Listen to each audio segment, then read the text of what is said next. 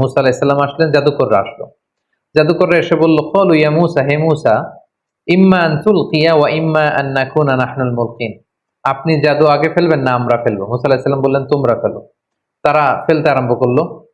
তাদের কারো কারো জাদুর ফলে বাঘ তৈরি হলো, সিংহ তৈরি হলো, ভাল্লুক তৈরি হলো, হাতি তৈরি হলো। এবার মুসা আলাইহিস সালাম বলল যে, আমি আমার মুআজিজা কি প্রদর্শন করব? তারা বলল, হ্যাঁ, আপনি প্রদর্শন করুন। সেদিন মুসা আলাইহিস সালাম তখন ওনার হাতের লাঠিটা শুধু ফেললেন এবং আল্লাহু আকবার, লাঠি ফেলার সাথে সাথে হাইয়াতান তাসআ, বিশাল এক সাপ হয়ে গিয়েছে।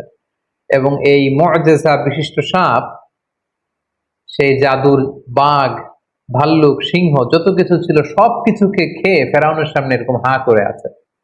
এবং এই দৃশ্য দেখে জাদুকররা তো অবাক, কারণ কোনটা জাদু এটা জাদুকররা খুব ভালো করেই জানে। তারা বুঝতে পেরেছে যে এটা আসলে জাদু নয়, এটা মুআজিজা ছাড়া অন্য কিছু নয়। এবং এই ব্যক্তি আল্লাহ তাআলার পক্ষ থেকে প্রেরিত রাসূল ছাড়া অন্য কেউ নন। ফাউলকিয়া সাহারাতু সাজিদিন, সব জাদুকররা সিজদায় লুটিয়ে পড়ল এবং তারা বলল যে আমরা ঈমান আনলাম। ফেরাউন তো রেগে গেল। ফেরাউন বলল যে, আমার অনুমতি দেওয়ার আগেই তোমরা সারেন্ডার করে ফেললে, তোমাদের প্রত্যেককে আমি হত্যা করব।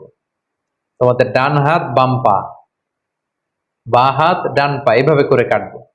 ফেরাউনের এই শাস্তির কথা শুনেও জাদুকররা মোটেও বিচলিত না হয়ে তারা বলল যে, ক্বালু লা দাইর, কোনো সমস্যা নেই, আপনি যত শাস্তি আমাদেরকে দেন না কেন, ইন্না ইলা রাব্বিনা মুনকালিবুন, আমরা তো আমাদের রবের দিকেই ফিরে যাব, সো আমরা এটাকে ভয় করি না।